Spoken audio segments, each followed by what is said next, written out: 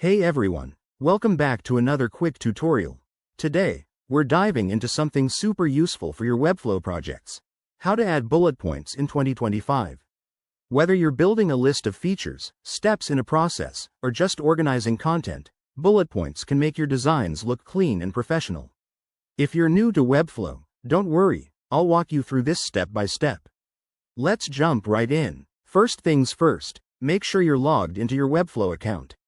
Head over to the dashboard and select the project you want to work on. Once you're in the designer, navigate to the page where you need to add those bullet points. It's all about getting to the right spot quickly. Now, to add bullet points, start by dragging a text block element from the Elements panel on the left into your canvas. This is your blank slate. Double-click inside the text block to start editing. Webflow's rich text editor makes this easy. In the editor toolbar, look for the bullet point icon. It's usually represented by a few dots or a list symbol. Click that, and you'll see your text turn into a bulleted list as you type. If you want more control, you can switch to HTML mode. Right-click in the text block and select Edit HTML.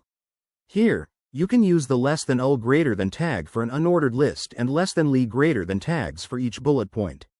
For example, type less than ul greater than li greater than first item less than li greater than li greater than second item less than li greater than ul greater than. Hit save, and voila, your bullet points appear. Don't forget to style them. In the Style panel, you can adjust the bullet color, size, or even make them custom icons.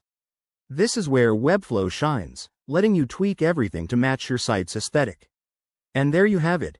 Adding bullet points in Webflow is straightforward and versatile. Practice this on a test page to get comfortable, and soon it'll be second nature. If you found this helpful, give it a thumbs up, subscribe for more Webflow tips, and drop a comment if you have questions. Thanks for watching, and I'll see you in the next video.